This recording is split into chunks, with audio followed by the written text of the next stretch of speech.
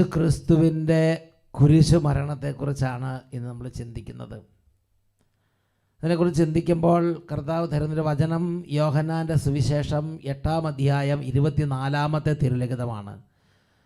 ഞാൻ സ്ക്രീനിൽ വചനം എഴുതി കാണിക്കുകയല്ല, ഞാൻ പറയുമ്പോൾ മാത്രമേ എഴുതി കാണിക്കുകയുള്ളൂ. നല്ല സ്വരത്തിൽ പറഞ്ഞ ഹല്ലേലൂയ. യോഹന്നാൻ്റെ സുവിശേഷത്തിൽ 8-ാം അധ്യായത്തിൽ 24-ാമത്തെ തിരുലിഖിതം കർത്താവ് പറയാണ്, ഞാൻ തന്നെ എന്ന് നിങ്ങൾ വിശ്വസിക്കുന്നില്ലെങ്കിൽ നിങ്ങൾ നിങ്ങളുടെ പാപങ്ങളിൽ തന്നെ മരിക്കും.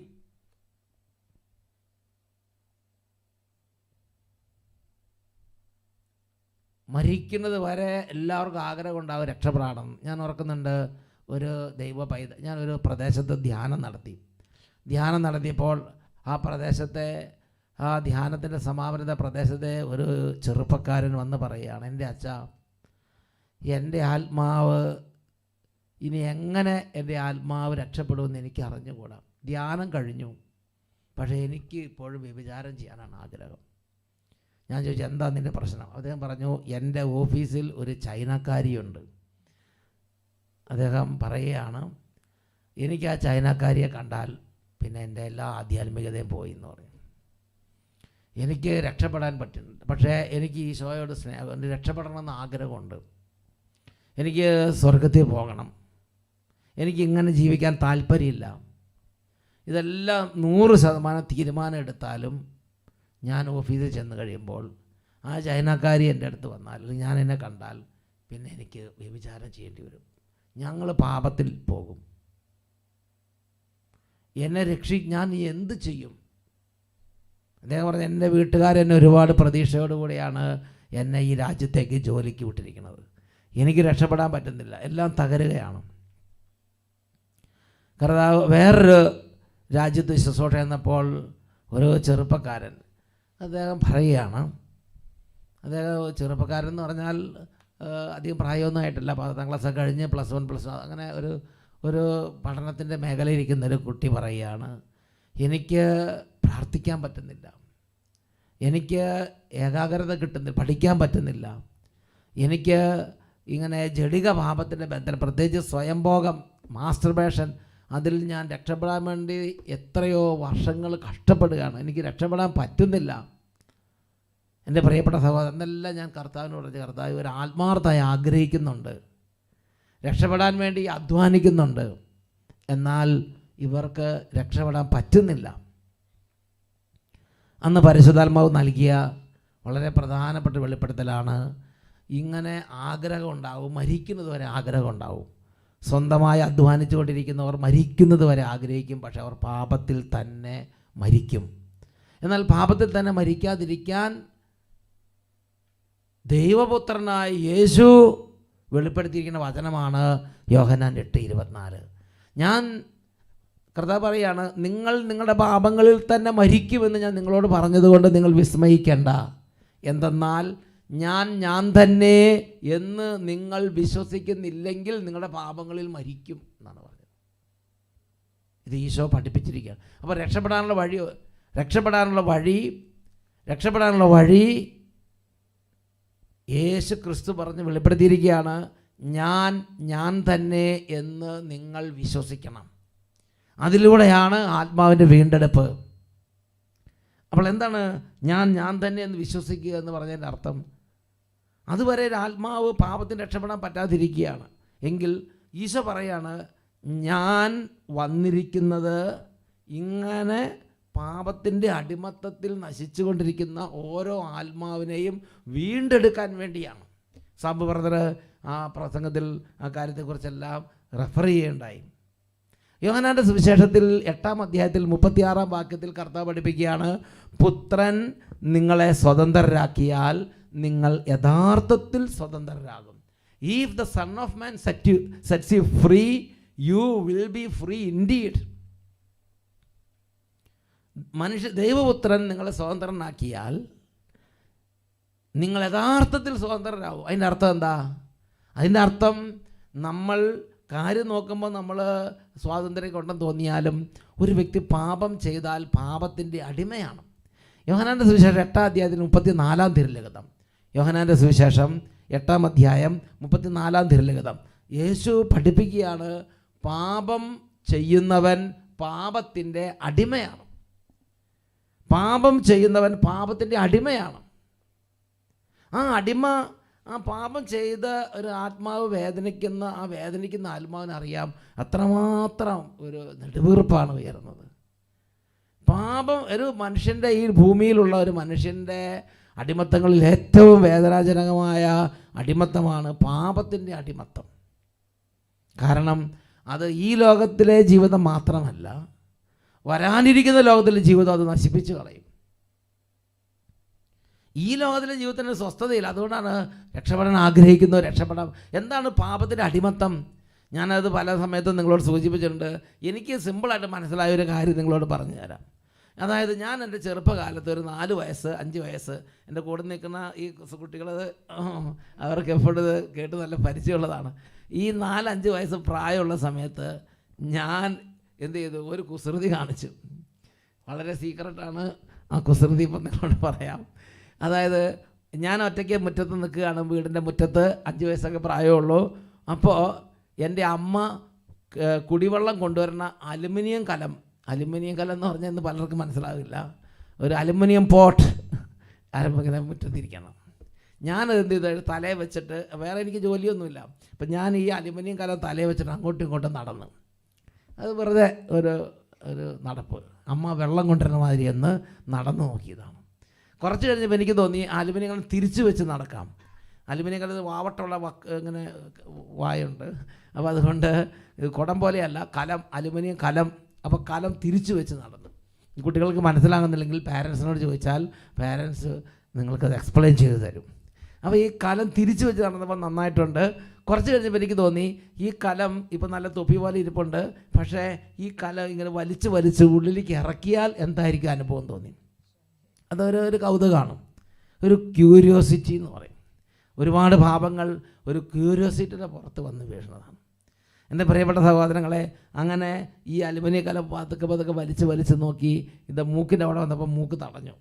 പക്ഷെ മൂക്കിനെ നന്നായിട്ട് അമർത്തിയിട്ട് വലിച്ചപ്പം പെട്ടെന്ന് ഈ കലം താഴ്ത്തേക്ക് പോന്നു. ഇപ്പം എന്തായി? ഇപ്പോൾ ചുറ്റും കൂരിരുട്ട്. എവിടെ നോക്കിയാലും ഇരുട്ട്. വലത്തോട്ട് നോക്കി, ഇടത്തോട്ട് നോക്കി, മുകളിലേക്ക് നോക്കി. 2 മിനിറ്റോട് എൻ്റെ ക്യൂരിയോസിറ്റി മാറി. ഞാൻ പറഞ്ഞു, ഈ ഒരു അനുഭവം മതി. ഇതുവരെ കിട്ടാത്ത അനുഭവം കിട്ടാൻ വേണ്ടിയല്ല പോയത്. അനുഭവം ഏതാണ്ട് മതിയായി. ഇനി തിരിച്ച് പോയിക്കൊള്ളാൻ പറഞ്ഞ് കലത്തെ തിരിച്ച് തള്ളാൻ തുടങ്ങി. എത്രമാത്രം ഈ കലത്തെ തിരിച്ച് തള്ളിയിട്ടും ഈ കലം പോകുന്നില്ല. ഞാൻ കരയാൻ നോക്കി, ഉച്ചത്തിൽ കരഞ്ഞു. എൻ്റെ സ്വരം എൻ്റെ അമ്മയുടെ അടുത്തേക്ക് എത്തുന്നില്ല. ഈ സ്വരം ഇതിനുള്ളിൽ കിടന്നിട്ട് നമ്മുടെ ചെവിക്കിട്ട് തന്നെയാണ് വന്ന് സ്വരം ഉയർത്താൻ പറ്റുന്നില്ല. ഞാൻ നടക്കാൻ നോക്കി, നടക്കാൻ പറ്റുന്നില്ല. ലക്ക് കെട്ടുപോയി. പാപം ചെയ്താൽ ലക്ക് കെട്ടുപോകും. പാപം ചെയ്താൽ സ്വരം ഉയർത്തി പ്രാർത്ഥിക്കാൻ പറ്റിയല്ല. പാപം ചെയ്താൽ ഇനി എവിടെ പോകും? ഞാൻ എൻ്റെ വേറെ എവിടേക്ക് പോകാൻ നോക്കിയിട്ടും ഈ വഴി തെറ്റിപ്പോയി. കണ്ണ് നോക്കാൻ പറ്റുന്നില്ല. അന്ധനായിപ്പോയി. പാപം ചെയ്താൽ അന്ധമായിപ്പോയി. പാപം ചെയ്ത് ലക്ഷ്യബോധം നഷ്ടപ്പെടും. ദൈവത്തിൻ്റെ എങ്ങോട്ടാണ് പോകേണ്ടത്, ഏത് വഴിക്ക് പോകേണ്ടത്, ഏത് തീരുമാനം ഒന്നുമല്ല. ആകെ ലക്ഷ്യബോധം നഷ്ടപ്പെട്ട അവസ്ഥയിലെത്തും. അങ്ങനെ വട്ടം കറങ്ങി വശംകേടായിപ്പോയി. പിന്നെ അമ്മ വന്ന് എങ്ങനെയും അമ്മ കണ്ടെത്തിയിട്ടുണ്ടാവും. അമ്മ വന്ന് എൻ്റെ തല രക്ഷിച്ചു എന്ന് ഞാൻ വിചാരിക്കണത്. പിന്നെ എനിക്ക് കാര്യമായിട്ടൊന്നും ഓർമ്മയില്ല. അമ്മ വന്ന് അത് കത്തിക്കൊണ്ട് അതൊക്കെ മുറിച്ചെടുത്ത് കാണും. കലത്തെ മുറിച്ച് കളഞ്ഞിട്ടുണ്ടാവും. എൻ്റെ തല ഇപ്പോഴും കേടില്ലാതിരിക്കുന്നുണ്ട്. അതുകൊണ്ട് അമ്മ കലത്തെ കേട് വരുത്തിയിട്ടുണ്ടാവും എന്ന് ഞാൻ വിചാരിക്കുകയാണ്. എൻ്റെ പ്രിയപ്പെട്ട സഹോദരങ്ങളെ, എന്തായാലും നിങ്ങൾ ചിന്തിച്ച് നോക്കിയേ, ആ കലം ആ തലയിലേക്ക് അങ്ങോട്ട് വെച്ച് നിൽക്കുന്ന ഒരവസ്ഥ നിങ്ങൾ ചിന്തിച്ച് നോക്കിയേ. നിങ്ങൾ ഇനി ഭാവന കണ്ടേ, ഈ അമ്മയുടെ എല്ലാ മക്കളും, ഞങ്ങൾ 7 മക്കളാണ്. ഈ അമ്മയുടെ എല്ലാ മക്കളും അമ്മ വരുമ്പോൾ കലം വെച്ചിങ്ങനെ നിൽക്കുകയാണെങ്കിലോ, ആ അമ്മ അപ്പോൾ ഇതുപോലെ ഒരപ്പൻ നോക്കുമ്പോൾ അപ്പൻ്റെ എല്ലാ മക്കളും ഇതുപോലെ ചക്രവാളം നഷ്ടപ്പെട്ട്, സ്വാതന്ത്ര്യം നഷ്ടപ്പെട്ട്, ഇങ്ങനെ കലം വെച്ച ഞാൻ നിൽക്കണ മാതിരി നിൽക്കണ കണ്ടു. അതാണ് ദൈവപിതാവ്. റോമാലേഖനത്തിൽ 3-ാം അധ്യായത്തിൽ 23-ാം തിരുലിഖിതം. റോമാലേഖനം 3-ാം അധ്യായം 23-ാം തിരുലിഖിതം. അവിടെ ദൈവത്തിൻ്റെ വചനം പഠിപ്പിക്കുകയാണ്, എല്ലാവരും പാപം ചെയ്ത് ദൈവ തേജസ് നഷ്ടപ്പെടുത്തി. എല്ലാവരും പാപം ചെയ്ത് ദൈവമഹത്വത്തിന് അയോഗ്യരായി. ദൈവമഹത്വം ചക്രവാളം നഷ്ടപ്പെട്ടു. ആ കലം ഇറക്കണത് വരെ എൻ്റെ മുകളിൽ നോക്കത്താത്ത ദൂരം ചക്രവാളം ഉണ്ടായിരുന്ന ആളാണ്. ആ കലം ഞാനങ്ങ് ഇറക്കിയതോടുകൂടെ എൻ്റെ ചക്രവാളം ചുരുങ്ങി, എൻ്റെ കൂട്ടുകെട്ടുകളൊക്കെ മാറി ഒരു ചെറിയ ഒരു ചക്രവാളത്തിലേക്ക് ഒതുങ്ങിപ്പോയി. പാപം ചെയ്യുന്നവൻ എല്ലാത്തിൽ നിന്ന് വിട്ടുമാറും. പള്ളിയിൽ നിന്ന് പോകും, കുമ്പസാരത്തിൽ നിന്ന് മാറും, നല്ല കൂട്ടുകെട്ടിൽ നിന്ന് മാറും, പ്രാർത്ഥനയിൽ നിന്ന് മാറും, മാതാപിതാക്കളിൽ നിന്ന് മാറും, പഠനത്തിൽ നിന്ന് മാറും, എല്ലാത്തിൽ നിന്ന് പുറകോട്ട് പോകും. വേദനയാണ്, ഇരുട്ടറയിലേക്ക് പോവുകയാണ്. എൻ്റെ പ്രിയപ്പെട്ടത്, അങ്ങനെ വേദനിക്കുന്ന ആത്മാക്കളെ കർത്താവ് ഒരുപാട് സ്നേഹിക്കുന്നുണ്ട്. എൻ്റെ പ്രിയപ്പെട്ട സ്വർഗസ്വനായ പിതാവ് ഇത് കണ്ടു. സ്വർഗസ്വനായ പിതാവ് പറഞ്ഞു, ഇത് ഈ തകർച്ചയിൽ നിന്ന് ഇവർക്ക് സ്വയം രക്ഷപ്പെടാൻ പറ്റില്ല, എത്രമാത്രം നോക്കിയിട്ട് പോകണില്ല. അപ്പോൾ സ്വർഗസ്വനായ പിതാവ് പറഞ്ഞു, ഈ അതായത് ഒരു ചൂണ്ടയിൽ മത്സ്യം കൊത്തുന്നത് പോലെയാണ്. പിന്നെ അത് രക്ഷപ്പെടാൻ പറ്റും, എത്രമാത്രം രക്ഷപ്പെടാൻ പരിശ്രമിക്കുന്നത് അത്രമാത്രം കുരുങ്ങുകയാണ്. എന്നോട് പറഞ്ഞ സഹോദരങ്ങളെല്ലാം രക്ഷപ്പെടാൻ വേണ്ടിയാണ് ചെയ്യുന്നത്, പക്ഷേ കൂടുതൽ കൂടുതൽ അവരുടെ ആത്മാവ് കുരുങ്ങി പോവുകയാണ്. ചൂണ്ടയെ കടന്ന് പെടയുന്ന മീൻ പോലെയാണ്, രക്ഷപ്പെടാൻ പറ്റുന്നില്ല. എൻ്റെ പ്രിയപ്പെട്ട സഹോദരങ്ങൾ, ഈ ഒരു അവസ്ഥയിൽ സ്വർഗസ്വനായ പിതാവ് പറഞ്ഞു, നിങ്ങൾ വിഷമിക്കണ്ട, ഞാൻ എൻ്റെ പുത്രനെ ഭൂമിയിൽ ഞാൻ ആ പാപം ഏറ്റെടുത്തോളാം, പാപത്തിൻ്റെ എല്ലാ ഭാരവും ഞാൻ കൊടുത്തോളാം, ഞാൻ നിങ്ങളെ സൗജന്യമായി വീണ്ടെടുക്കാൻ പോവുകയാണ്. അങ്ങനെ യേശുവിനെ ഭൂമിയിലേക്ക് അയച്ചു. യേശു ഭൂമിയിലേക്ക് വന്നു. യേശു ഭൂമിയിൽ വന്നിട്ട് നമ്മുടെ മേലുണ്ടായിരുന്ന ഈ പാപഭാരങ്ങൾ മുഴുവനും യേശുവിൻ്റെ ശരീരത്തിലേക്ക് ഏറ്റെടുത്ത് യേശു ശരീരത്തിൽ നമ്മുടെ പാപം വഹിക്കുന്നവനായി മാറി. അതുകൊണ്ടാണ് യേശുവിൻ്റെ പേര് പാപം വഹിക്കുന്ന കുഞ്ഞാട് എന്നാണ്. ഇതാ ലോകത്തിൻ്റെ പാപം ചുമക്കുന്ന കുഞ്ഞാട് എന്നാണ് സ്നാപകൻ യേശുവിനെ കുറിച്ച് പറയുന്നത്. പാപം വഹിക്കുന്ന കുഞ്ഞാട്. ഈ കുഞ്ഞാടിൻ്റെ ചിത്രം വന്ന ഒരു കാരണം അത് ഈ ഒരു കോണ്ടെക്സ്റ്റിലാണ്. പാപം വഹിക്കുന്ന കുഞ്ഞാട് എന്താണ്? അപ്പോൾ ഈശോ നമ്മുടെ പാപങ്ങൾ ഈശോയുടെ ശരീരത്തിലേക്ക് ഇവിടെ ഏറ്റെടുത്തു. അവിടെ യഹൂദന്മാർ ഈശോയെ കുരിശിലേക്ക് കൊണ്ടുപോയി. ഇന്ന് യേശു കുരിശിലേക്ക് കയറി, നമ്മുടെ പാപം വഹിച്ചുകൊണ്ട് യേശു കുരിശിലേക്ക് കയറി നമുക്ക് വേണ്ടി പാപപരിഹാര ബലിയായി തീർന്നു. ലേവ്യരുടെ പുസ്തകത്തിൽ ഇതിനെക്കുറിച്ചൊരു ഒരു വചനഭാഗം നമ്മൾ കാണുന്നുണ്ട്. ഈ പുതിയ നിയമത്തിലെ ഈ ഒരു സംഭവത്തെക്കുറിച്ച് നമുക്ക് അല്പം ഉൾക്കാഴ്ച തരുന്ന ഒരു വചനമാണ് ലേവ്യരുടെ പുസ്തകം 16-ാം അധ്യായം 21-ഉം 22-ഉം തിരുലിഖിതങ്ങൾ. ലേവ്യരുടെ പുസ്തകം ഓക്കെ, അതൊന്ന് കാണിച്ചു. ലേവ്യരുടെ പുസ്തകം 16-ാം അധ്യായം 21-ഉം 22-ഉം തിരുലിഖിതങ്ങൾ. അതെന്താ വായിക്കുന്നത്? അതായത് ആണ്ടുവട്ടത്തിൽ എല്ലാ യഹൂദന്മാരും ഒരുമിച്ച് കൂടണം.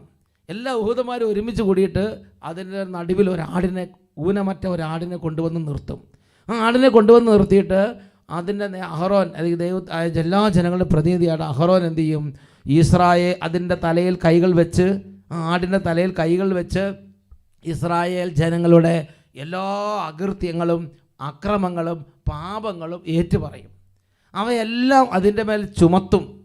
അതിനുശേഷം ഒരുങ്ങി നിൽക്കുന്ന ഒരാളുടെ കൈവശം ഈ ആടിനെ മരുഭൂമിയിലേക്ക് വിടും. കോലാട് അവരുടെ കുറ്റങ്ങൾ വഹിച്ചുകൊണ്ട് വിജന പ്രദേശത്തേക്ക് കൊണ്ടുപോയി വിടും.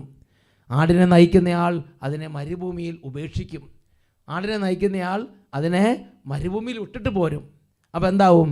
ഈ ആട മരുഭൂമി കടന്ന് ഒന്നുകിൽ വെള്ളവും ഭക്ഷണവും കിട്ടാതെ അവിടെ കടന്ന് പടഞ്ഞ് മരിക്കും, അല്ലെങ്കിൽ ഏതെങ്കിലും ഹിംസ്ര ജന്തുക്കൾ വന്ന് അതിനെ പിച്ച് ചീന്തിക്കളയും. ഇതുപോലെ യേശു പാപം ചുമക്കുന്ന കുഞ്ഞാടായി ഈ ഭൂമിയിലേക്ക് വന്നു. എന്നിട്ട് അവൻ നമ്മുടെ പാപങ്ങൾ ഏറ്റെടുത്തു. നമ്മുടെ പാപങ്ങൾ ഏറ്റെടുത്തതിന് ശേഷം അവൻ കുരിശിലേക്ക് കയറി. യഹൂദന്മാർ അവനെ കുരിശിലേക്ക് കൊണ്ടുപോയി. ഹിംസ്ര ജന്തുക്കൾ പിച്ച് ചീന്തുന്നത് മാതിരി യഹൂദന്മാർ യേശു ക്രിസ്തുവിൻ്റെ ശരീരത്തെ ശിരസ് മുതൽ പാദം വരെ തല്ലി തകർത്തു. എൻ്റെ പ്രിയപ്പെട്ട സഹോദരങ്ങളെ, അങ്ങനെ പാപപരിഹാര കുഞ്ഞാട് അർപ്പിക്കപ്പെട്ടു. ഇതാണ് പാപം ചുമക്കുന്ന കുഞ്ഞാട്. എൻ്റെ പ്രിയപ്പെട്ട സഹോദരൻ, അങ്ങനെ കുരിശിൽ മരിച്ച യേശു നമ്മുടെ മുഴുവൻ പാപങ്ങൾക്കും പരിഹാരമായിട്ടാണ് മരിച്ചത്. അതാണ് 2 കൊറിന്തോസ് 5-ാം അധ്യായത്തിൽ 21-ാം തിരുലിഖിതം, 2 Corinthians chapter 5 verse 21. അവിടെ നമ്മൾ വായിക്കുന്നത് എങ്ങനെയാണ്? എന്തെന്നാൽ നാം എല്ലാവരും ദൈവത്തിൻ്റെ നീതിയാകേണ്ടതിന്, നാം എല്ലാവരും ദൈവത്തിൻ്റെ മക്കളാകേണ്ടതിന്, നാം എല്ലാവരും ദൈവത്തിൻ്റെ പുത്രീപുത്രന്മാരാകേണ്ടതിന് പാപമെന്തെന്ന് ഒരിക്കൽ പോലും അറിഞ്ഞിട്ടില്ലാത്ത യേശുവിനെ നമുക്ക് വേണ്ടി പാപമാക്കി മാറ്റി. നാം എല്ലാവരും ദൈവത്തിന് നീതിയാകേണ്ടതിന് പാപമെന്തെന്ന് ഒരിക്കൽ പോലും അറിഞ്ഞിട്ടില്ലാത്ത യേശുവിനെ നമുക്ക് വേണ്ടി പാപമാക്കി മാറ്റി. 2 കൊറിന്തോസ് 5-ാം അധ്യായം അത് 21-ാമത്തെ തിരുലിഖിതം.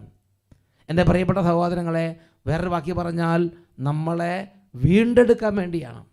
സഹോദരൻ്റെ ആദ്യത്തെ ടോക്കിൽ നിങ്ങൾ അതൊന്ന് കേട്ടാൽ നമുക്കത് മനസ്സിലാവും. നമ്മൾ ഒരിക്കൽ നഷ്ടപ്പെട്ടു, പറുദീസ നഷ്ടപ്പെട്ടു. വീണ്ടെടുക്കാൻ വേണ്ടി എന്ത് ചെയ്തു? പിതാവായ ദൈവം നമ്മുടെ നമ്മുടെ ഈ ചൈനക്കാരിയെ കാരണവും വീണു പോകുമെന്ന് പറഞ്ഞു. അതുപോലെ ഓരോ പാപസാഗരിൽ വീണു പോകുന്ന ആത്മാക്കളുണ്ട്. നമ്മളെല്ലാവരും അങ്ങനെയാണ്. 1-2 പേരുടെ കാര്യമല്ല. റോമാലേഖനം 3:21 പറയുകയാണ്, എല്ലാവരും പാപം ചെയ്ത് സ്വാതന്ത്ര്യം നഷ്ടപ്പെട്ടു, ചക്രവാളം നഷ്ടപ്പെട്ടു, ദൈവമഹത്വം നഷ്ടപ്പെട്ടു, പാപത്തിന് അടിമയായി. അടിമയില്ലാത്ത ആരെങ്കിലും ഉണ്ടെങ്കിൽ ഇപ്പോൾ ഒന്ന് കൈ ഉയർത്ത്. മക്കൾ കാണുന്നുണ്ടെന്ന് ഓർത്തിട്ട് വേണം. ഓക്കെ, എൻ്റെ പ്രിയപ്പെട്ട സഹോദരങ്ങൾ ഉറക്കെ പറഞ്ഞേ ഹല്ലേലൂയ, ഹല്ലേലൂയ. ഓക്കെ, പറഞ്ഞോളൂ. Hallelujah, hallelujah, praise the Lord, praise the Lord. എൻ്റെ അടുത്തുള്ളവർ നോക്കി ഒറ്റയാൾ കൈ ഉയർത്തുന്നില്ല, ഞാനും കൈ ഉയർത്തുന്നില്ല. എല്ലാവരും പാപം ചെയ്ത് ദൈവത്തിൻ്റെ മഹത്വം ചക്രവാളം നഷ്ടപ്പെട്ടവരാണ്. എൻ്റെ പ്രിയപ്പെട്ട സഹോദരങ്ങളെ, അപ്പോൾ ഈശോ ഈ ഭൂമിയിൽ, ഈശോ നമ്മുടെ പാപങ്ങൾ ഏറ്റെടുത്തു എന്ന് പറഞ്ഞാൽ എൻ്റെ അർത്ഥം എന്താ? ഈ പാപത്തിന് വേണ്ടി എൻ്റെ ശരീരത്തിൽ, എൻ്റെ ജീവിതത്തിൽ, എൻ്റെ ശരീരത്തിൽ ഞാൻ സഹിക്കേണ്ടിയിരുന്ന മുഴുവൻ പിഴയും കടവും തകർച്ചയും നാശവും മരണവും ഞാൻ സഹിക്കേണ്ടിയിരുന്ന മുഴുവൻ എൻ്റെ പകരക്കാരനായി ഈ പാപം ഏറ്റെടുത്ത ആരാണോ പകരക്കാരനായി ഏറ്റെടുത്തത് ആ വ്യക്തി സഹിക്കാൻ ബാധ്യസ്ഥനാണ്. അങ്ങനെ ഈശോ വന്ന് ഈശോ അത് ഏറ്റെടുത്തുകൊണ്ട് ഞാൻ ഒടുക്കേണ്ട മുഴുവൻ വേദനയും പിഴയും ഈശോ ശരീരത്തിൽ വേദന സഹിച്ചു. അതാണ് യെശയ്യായുടെ പുസ്തകം 50-ാം അധ്യായത്തിൽ 6-ാം തിരുലിഖിതം. യെശയ്യായുടെ പുസ്തകം 50:6 അതൊന്ന് കാണാം. 50 അടിച്ചവർക്ക് പുറവും താടിമീശ പറിച്ചവർക്ക് കവിളുകളും അവൻ കാണിച്ചു കൊടുത്തു. ഒന്ന് സ്ക്രീനിൽ കാണുകൊണ്ടേ യെശയ്യാ 50:6 അടിച്ചവർക്ക് പുറവും താടിമീശ പറിച്ചവർക്ക് കവിളുകളും അവൻ കാണിച്ചു കൊടുത്തു. തുപ്പലിൽ നിന്ദയിൽ നിന്ന് അവൻ മുഖം ധരിച്ചില്ല. എൻ്റെ പ്രിയപ്പെട്ട സഹോദരങ്ങളെ, യേശുക്രിസ്തുവിൻ്റെ പീഡാസഹനത്തിൽ, യേശുക്രിസ്തുവിൻ്റെ ശരീരത്തിൽ മനുഷ്യന് ചിന്തിക്കാൻ പറ്റാത്ത തരത്തിലുള്ള പാടുപിടകൾ അവർ അടിച്ചേൽപ്പിച്ചു. മീശകളെല്ലാം പറിച്ചെടുത്ത് തലയിൽ മുൾക്കിരികൾ അടിച്ച് തറച്ച് കയറ്റി. അത് നമ്മൾ എല്ലാ ദുഃഖ വെള്ളിയാഴ്ചയും പീഡാസഹന വാരങ്ങളിൽ കേൾക്കുന്നതാണ്. ഇതിനെക്കുറിച്ച് മനോഹരമായി വിവരിക്കുന്ന പുസ്തകമാണ് ആൻ കാതറിൻ എമറിക് എന്ന് പറയുന്ന ഒരു വിശുദ്ധയുടെ പുസ്തകമുണ്ട്. ആ പുസ്തകത്തിൻ്റെ പേരാണ് യേശുവിൻ്റെ പീഡാനുഭവ രംഗങ്ങൾ. നിങ്ങൾ കുറേ പേർക്ക് അതൊന്ന് വായിച്ച് നോക്കാൻ പറ്റുമെങ്കിൽ ഈ ദിവസങ്ങളിൽ യേശുവിൻ്റെ പീഡാനുഭവ രംഗങ്ങൾ ഒന്ന് വായിച്ച് അതിൽ കൂടെ ഒന്ന് മനസ്സ് കൊണ്ടുപോകുന്നത് നല്ലതാണ്. നിങ്ങൾ ഈ ദിവസങ്ങൾ വല്ല വ്യഗ്രതയും മാറ്റി കുറച്ച് സമയം ഈശോയെക്കുറിച്ച് ചിന്തിക്കാൻ വേണ്ടി മാറ്റി വെക്കണം. ഈശോയുടെ പീഡാസഹനത്തെക്കുറിച്ച് ഇന്ന് ഗൗരവത്തിൽ ഒന്ന് ചിന്തിക്കാൻ വേണ്ടി നിങ്ങളൊന്ന് മാറ്റി വെക്കണം.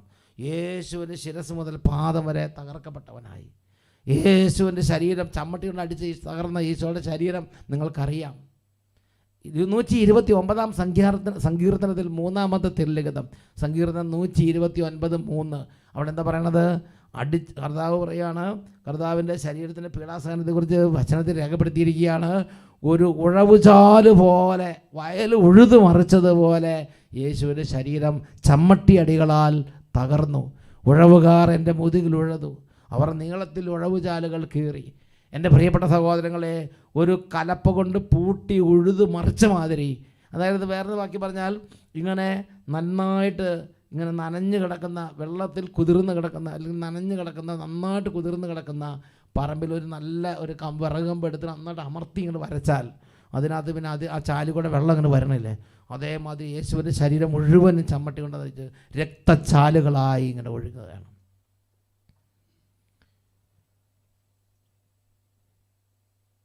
ശിരസ് മുതൽ പാദം വരെ തകർക്കപ്പെടാത്ത ഒരിടവുമില്ല. അവൻ്റെ ശരീരം കൈകാലുകളാൽ തറയ്ക്കപ്പെട്ട യേശുവിൻ്റെ ശരീരം, കുരിശിൽ കിടക്കുന്ന യേശുവിൻ്റെ രൂപം.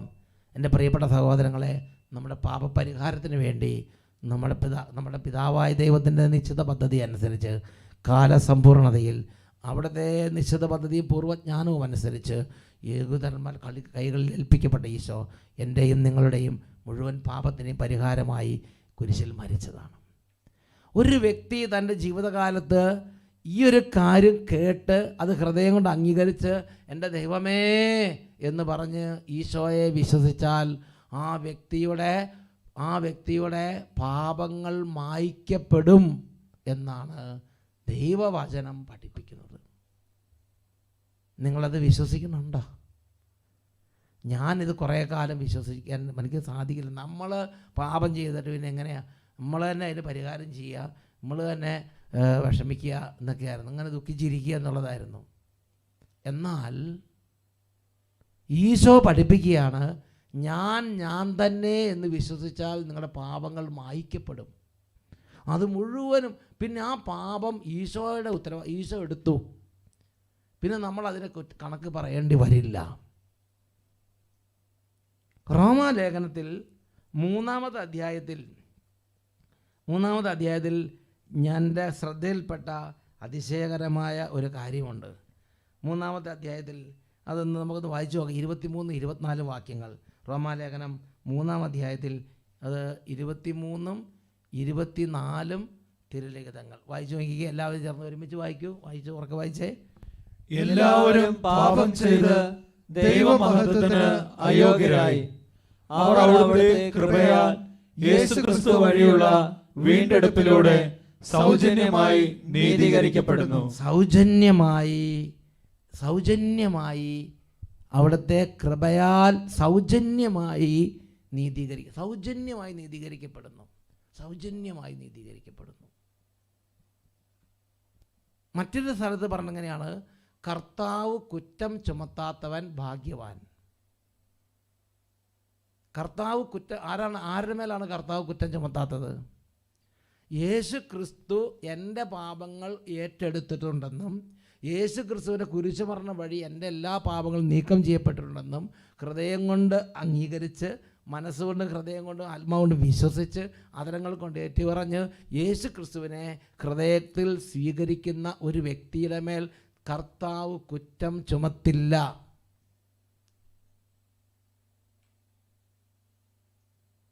കാരണം എന്താ? ആ മനുഷ്യൻ്റെ എല്ലാ പാപങ്ങളും ക്ഷമിക്കപ്പെട്ടു. ആ മനുഷ്യൻ പിന്നെ എഴുന്നേറ്റ് നടന്ന് പുറത്തേക്ക് കടന്നങ്ങ് പോന്നാൽ മതി. കർത്താവ് കുറ്റം ചുമത്താത്തവൻ ഭാഗ്യവാൻ. ആ ഒരു കാറ്റഗറിയിലേക്ക് എല്ലാ മനുഷ്യരെ ഉയർത്താൻ വേണ്ടിയാണ് ഈശോ കുരിശിൽ ക്രിസ്ത്യാനികൾക്ക് വേണ്ടി മാത്രമല്ല യേശു കുരിശിൽ മരിച്ചത്. യഹൂദന്മാർക്ക് വേണ്ടി മാത്രമല്ല യേശു കുരിശിൽ മരിച്ചത്.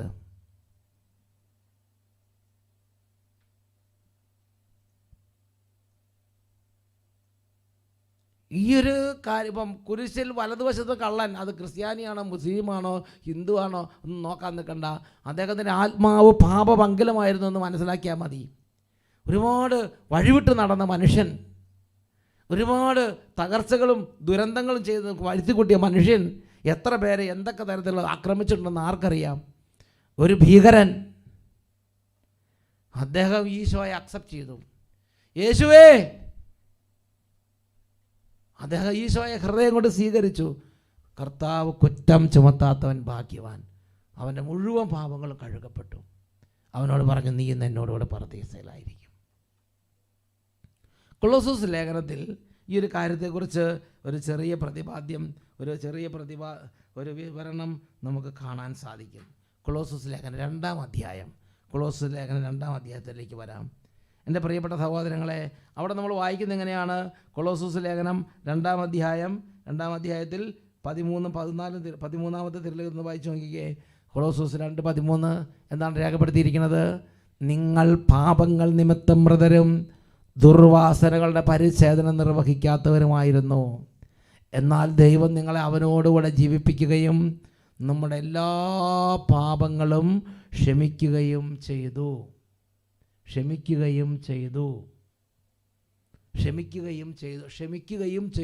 എന്ന് പറഞ്ഞ എന്താ അർത്ഥം? ക്ഷമിക്കാം എന്നാണോ? ക്ഷമിക്കപ്പെടും എന്നാണോ? അല്ല. അത് ക്ഷമിച്ചു കഴിഞ്ഞു. എൻ്റെ പ്രിയപ്പെട്ട സഹോദരൻ, 2000 വർഷങ്ങൾക്ക് മുമ്പ് ഈശോയുടെ പീഡാസഹനത്തിൻ്റെ യോഗ്യതയാൽ നമ്മുടെ മുഴുവൻ പാപങ്ങളും ക്ഷമിക്കപ്പെട്ടു. ഇത് ഒരു വ്യക്തി ഹൃദയം കൊണ്ട് അംഗീകരിച്ച് യേശുവിനെ സ്വന്തം ജീവിത രക്ഷിതാവ് നാഥന് പാപപരിഹാര ബലിയായി സ്വീകരിച്ച് യേശുവേ എന്ന് വിളിച്ചാൽ ആ മനുഷ്യൻ്റെ പാപത്തിൽ നിന്ന് രക്ഷപ്പെട്ട് അദ്ദേഹത്തിന് ഒരു പുതിയ സൃഷ്ടിയായി തീരാൻ കഴിയും. 2 കൊറിന്തോസ് 5-ാം അധ്യായത്തിൽ 17-ാം തിരുലിഖിതം. 2 കൊറിന്തോസ് 5-ാം അധ്യായത്തിൽ 17-ാം തിരുലിഖിതം. അവിടെ നിന്ന് വായിക്കുന്നത് എങ്ങനെയാണ്? ഒന്ന് ശ്രദ്ധിച്ച് നോക്കിയേ. ഓക്കെ, 2 കൊറിന്തോസ് 5:17. യേശു ക്രിസ്തുവിൽ ഇതുപോലെ ആയിരിക്കുന്ന ഒരു വ്യക്തി, യേശു ക്രിസ്തുവിനെ സ്വീകരിച്ച ഒരു വ്യക്തി പുതിയ സൃഷ്ടിയാണ്. അവൻ്റെ പാപങ്ങൾ ക്ഷമിക്കപ്പെട്ട് കഴിഞ്ഞു.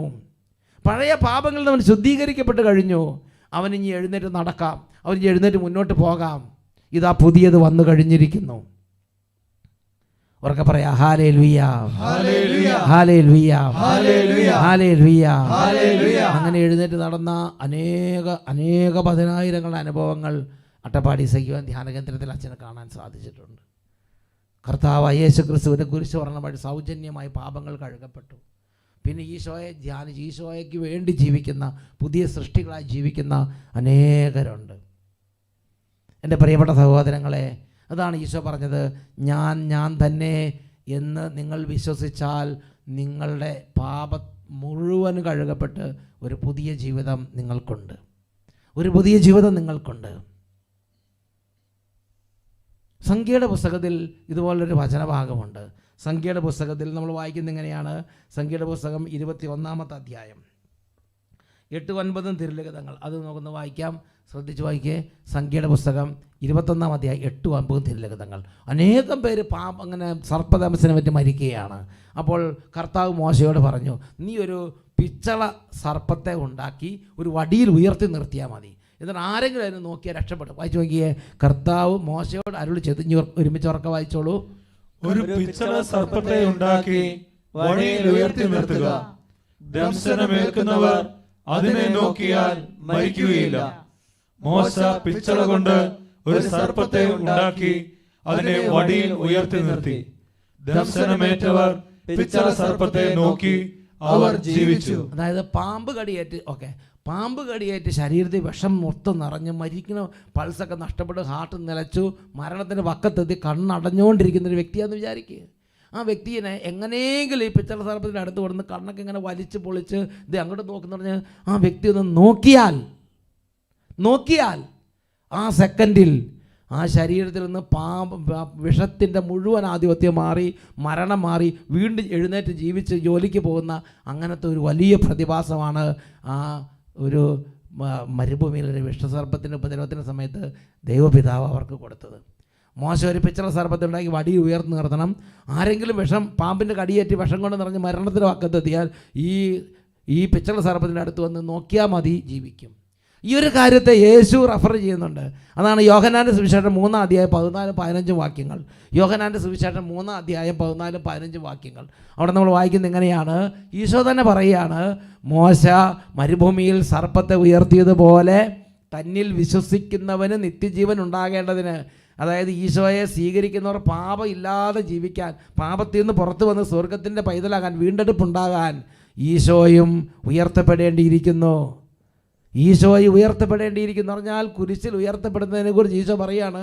ഈശോ മനുഷ്യപുത്രൻ കുരിശിൽ ഉയർത്തപ്പെട്ടാലാണ് പാപത്തിൽ ഇരിക്കുന്നവർക്ക് പാപമില്ലാത്ത ജീവിതത്തിൽ വീണ്ടെടുപ്പ് ഉണ്ടാകുകയുള്ളൂ എന്ന് ഈശോ വെളിപ്പെടുത്തുകയാണ്. മരുഭൂമിയിൽ മോശ സർപ്പത്തെ ഉയർത്തിയതുപോലെ തന്നിൽ വിശ്വസിക്കുന്നവന് നിത്യജീവൻ ഉണ്ടാകേണ്ടതിന് മനുഷ്യപുത്രൻ ഉയർത്തപ്പെടേണ്ടിയിരിക്കുന്നു. ഉച്ചത്തിൽ പറഞ്ഞ ഹല്ലേലൂയ, ഹല്ലേലൂയ.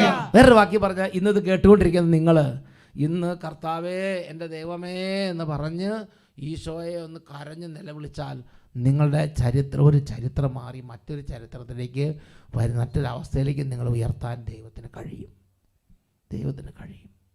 അതിനു വേണ്ടിയിട്ടാണ് ഈശോ ഈ ഭൂമിയിലേക്ക് വന്നത്. പരിശുദ്ധാത്മാവിന് നിങ്ങളെ സഹായിക്കും. എൻ്റെ പ്രിയപ്പെട്ട സഹോദരങ്ങളെ, മരിക്കുന്നതിന് മുമ്പ് ഇത് നമ്മുടെ കാതുകൾ കൊണ്ട് കേൾക്കണമെന്നത് ദൈവത്തിൻ്റെ ഹിതമായിരുന്നു. സൗജന്യമായി നമ്മൾ നീതീകരിക്കപ്പെടുകയാണ്.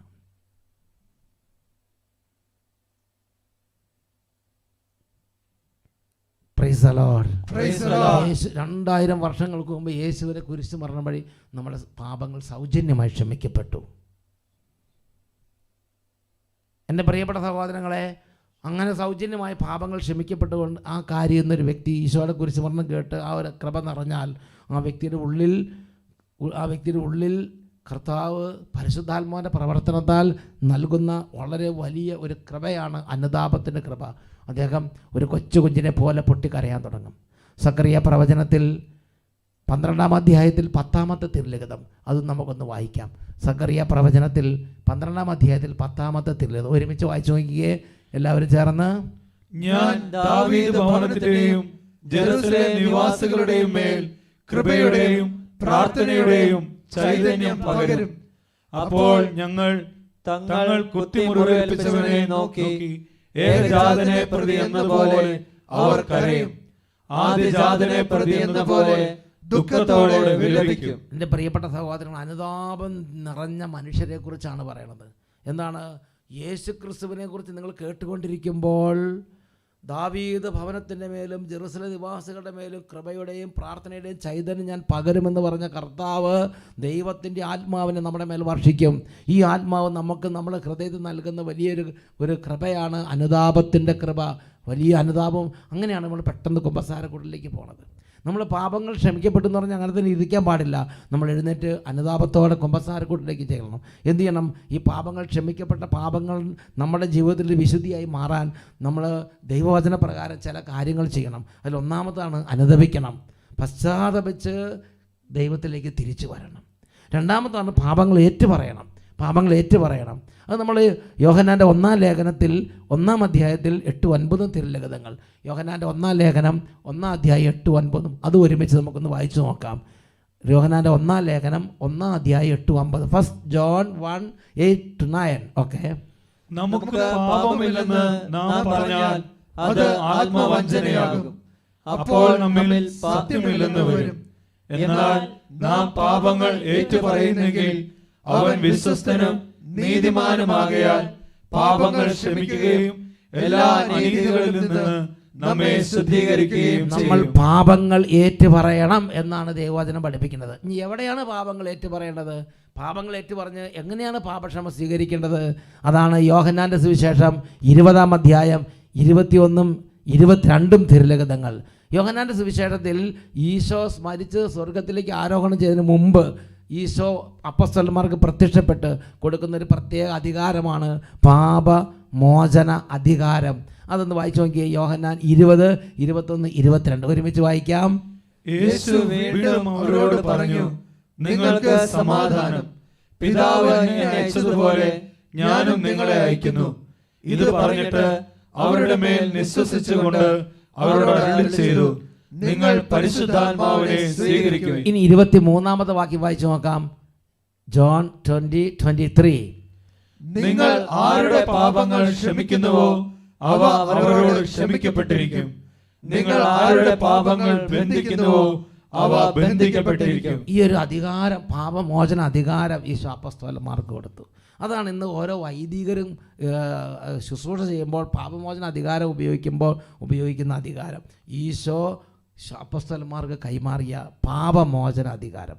ഈ നോമ്പ് കാലത്ത് കുമ്പസാരിക്കാതെ ആരെങ്കിലും വീട്ടിലേക്ക് ഇരിക്കുന്നുണ്ടെങ്കിൽ നിങ്ങൾ അടുത്ത ഏതെങ്കിലും ദേവാലയത്തിൽ പോയി അനുദപിച്ച് നിങ്ങൾ എന്ത് ചെയ്യണം?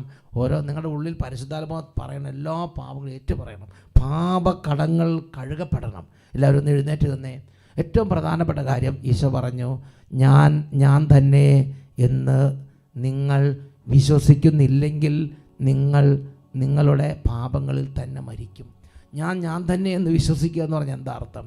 എൻ്റെ യേശു ഈ ഭൂമിയിലേക്ക് വന്നതെന്നും എൻ്റെ യേശു നമ്മുടെ പാപങ്ങളെല്ലാം അവൻ്റെ ശരീരത്തിൽ വഹിച്ചുവെന്നും എൻ്റെ യേശു ഞാൻ പാപത്തിൽ നശിക്കാതിരിക്കാൻ എനിക്ക് വേണ്ടി പകരക്കാരനായി കുരിശിൽ എൻ്റെ പാപത്തിന് വേണ്ടി മുഴുവൻ വേദനകൾ സഹിച്ച് കടങ്ങൾ ഒടുക്കി എൻ്റെ യേശു എനിക്ക് വേണ്ടി പകരണക്കാരനായി കുരിശിൽ മരിച്ചുവെന്നും എൻ്റെ യേശുവിൻ്റെ കുരിശ് മരണം എനിക്ക് വേണ്ടി കൂടിയുള്ള പാപപരിഹാര ബലിയായിരുന്നുവെന്നും എൻ്റെ യേശുവിൻ്റെ കുരിശ് മരണത്താൽ എൻ്റെ എല്ലാ പാപങ്ങളും ക്ഷമിക്കപ്പെട്ടിരിക്കുന്നുവെന്നും ഇന്ന് അനുദപിച്ച് എൻ്റെ പാപങ്ങൾ ഏറ്റുപറഞ്ഞ് കുമ്പസാരക്കൂട്ടിൽ പോയി പാപക്ഷമ സ്വീകരിച്ചാൽ ഞാൻ യേശു ക്രിസ്തുവിൻ്റെ ഒരു പുതിയ സൃഷ്ടിയാണെന്നും ഹൃദയം കൊണ്ട് വിശ്വസിച്ച് അതരം കൊണ്ട് ഏറ്റുപറഞ്ഞ് യേശുവിൽ ഒരു പുതിയ സൃഷ്ടിയായി മാറാൻ ദൈവം നമുക്ക് ഈശോയുടെ കുരിശു മരണത്തിനുള്ള അവസരം ഒരുക്കിയിരിക്കുകയാണ്.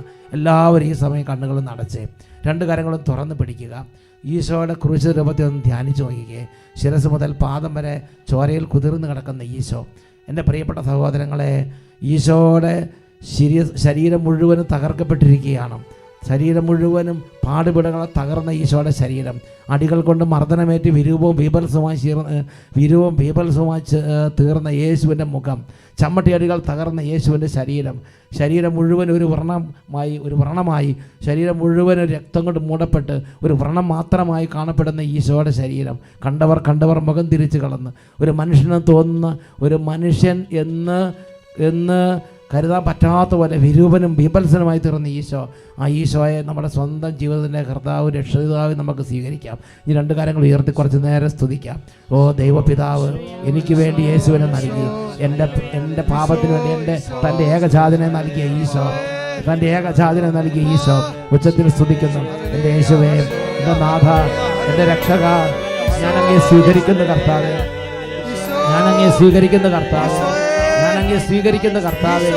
Hallelujah hallelujah hallelujah hallelujah. യേശുവേ ആരാധന. എൻ്റെ ദൈവം ഏകജാതനെ നൽകി, എൻ്റെ പിതാവേ സ്വർഗീയ അപ്പാ, എൻ്റെ ഈശോ പരിഹാര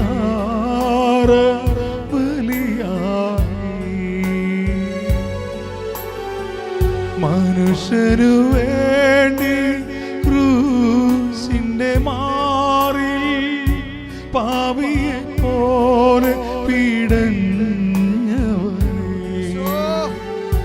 ദൈവ സ്വഭാവം സ്നേഹമാണെന്ന്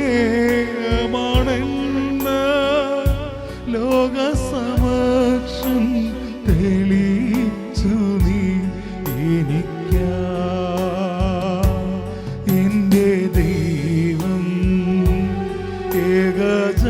ഏകജാതനെ നൽകി, എനിക്കാ എൻ്റെ ഈശോ പരിഹാര ബലിയായി. നാഥ, യേശുനാഥ, അങ്ങ് എന്തിനാണ് അങ്ങയുടെ ശരീരം ഇതുപോലെ തകർക്കപ്പെട്ടവരായി കുരിശിൽ പടഞ്ഞത്? അവിടുന്ന് എന്തിനാണ് രക്തം ചിന്തിയത്? അവിടുന്ന് എന്തിനാണ് തകർക്കപ്പെട്ടത്? ഇതിൻ്റെ എല്ലാം അർത്ഥം എന്ത് കർത്താവേ?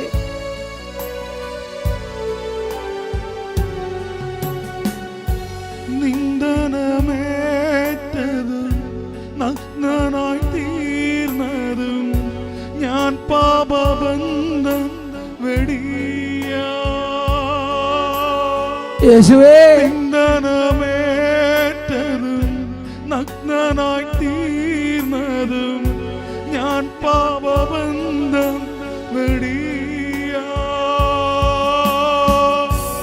ദ്രോഹം പൊറുത്തതും കേടു പ്രാർത്ഥിച്ചതും ഞാനനുതാപിയ ഹീരാ. യേശുനാഥ, എൻ്റെ ദൈവം ഏകജാതനെ നൽകി,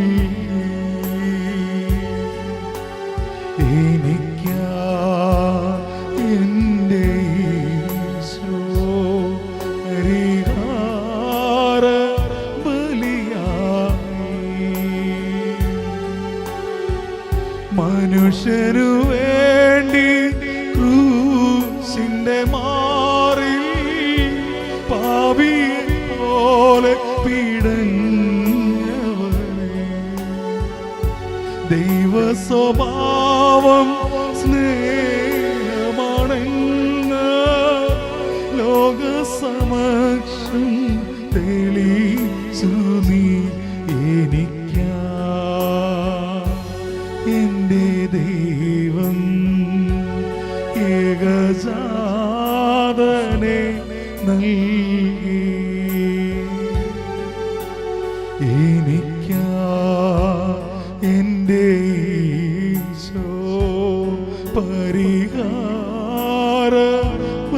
കരങ്ങൾ ഉയർത്തി എല്ലാവരും കർത്താവിനെ ഹൃദയം കൊണ്ട് രക്ഷിതാവ് നാഥനുമായി സ്വീകരിക്കുക. കൈകൾ ഉയർത്തുക. കർത്താവെ, അങ്ങേ എൻ്റെ ജീവിതത്തിന്റെ രക്ഷിതാവ് കർത്താവുമായി സ്വീകരിക്കുന്നു. ഉച്ചത്തിൽ സ്തുതിക്കുന്നു. Hallelujah, hallelujah, hallelujah, hallelujah, hallelujah. യേശുവേ, യേശുവേ, യേശുവേ, യേശുവേ, യേശുവേ, യേശുവേ. രക്ഷക, ഞാനങ്ങയെ സ്നേഹിക്കുന്ന കർത്താവേ, ഞാനങ്ങയെ സ്നേഹിക്കുന്ന കർത്താവേ, ഞാനങ്ങയെ സ്നേഹിക്കുന്ന കർത്താവേ, അങ്ങേ എൻ്റെ രക്ഷിതാവ് നാഥനായി സ്വീകരിക്കുന്നു. എൻ്റെ യേശുവേ, എൻ്റെ സ്നേഹരാജാവേ. Hallelujah, hallelujah, hallelujah, hallelujah, hallelujah, hallelujah, hallelujah. യേശുവേ, ആരാധന, ആരാധന, ആരാധന, യേശുവേ, ആരാധന, ആരാധന, ആരാധന, ആരാധന, ആരാധന, യേശുവേ, ആരാധന, ആരാധന, ആരാധന, ആരാധന, ആരാധന. Hallelujah, hallelujah, hallelujah. യേശുവേ, യേശുവേ, യേശുവേ, യേശുവേ, യേശുവേ, യേശുവേ.